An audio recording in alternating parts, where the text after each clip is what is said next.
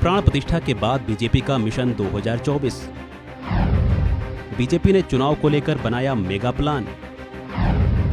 देश भर में पीएम के 140 से अधिक कार्यक्रम। 22 जनवरी को राम मंदिर प्राण प्रतिष्ठा होने वाली है। बीजेपी कार्यक्रम को लेकर भव्य तैयारियों में लगी है और वह इसको राजकीय पर्व के तौर पर मनाने की तैयारी कर रही है। राम मंदिर को लेकर सियासी शोर भी मचा है। बीजेपी को राम मंदिर का श्रेय भी मिल रहा है। कहा जा रहा है कि बीजेपी को आगामी लोकसभा चुनाव में इसका फायदा जरूर मिलेगा।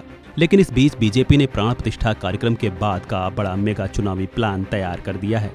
राम मंदिर के उद्घाटन कार्यक्रम करने के बाद भारतीय जनता पार्टी मिशन 2024 में जुटने वाली है। इसके लिए बीजेपी ने मेगा प्लान तैयार किया है। सूत्रों के मुताबिक प्रधानमंत्री नरेंद्र मोदी के लोकसभा चुनाव से पहले देश भर में 140 से अधिक सार्वजनिक कार्यक्रमों में भाग लेने की संभावना है।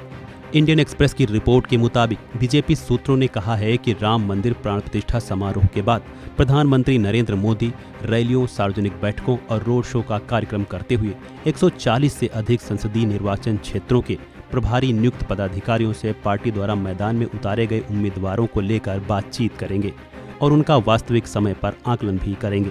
भाजपा ग्रामीण क्षेत्रों में भी वोट शेयर को बढ़ाने के लेकर बड़ा प्लान तैयार कर रही है।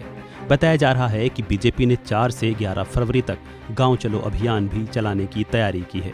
गांव चलो अभियान के तहत 51% हर बूथ से वोट पाने का टारगेट सेट किया गया है।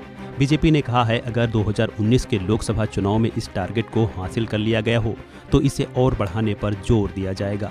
इस दौरान मतदाताओं को विकास के बारे में और नरेंद्र मोदी सरकार के कार्य और कल्याणकारी योजनाओं को लेकर सूचित करने के लिए भारत के 7 लाख गांवों और सभी शहरी बूथों में से प्रत्येक में कम से कम एक पार्टी कार्यकर्ता मौजूद रहेगा।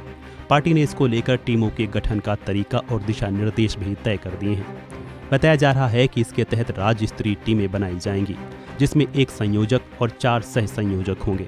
वहीं जिला स्तरीय टीमों में एक संयोजक और 2 सह संयोजक होंगे।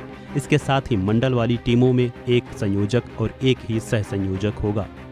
गांव और शहरी टीमों का एक संयोजक होगा और 11 फरवरी को यह कैंपेन समाप्त हो जाएगा।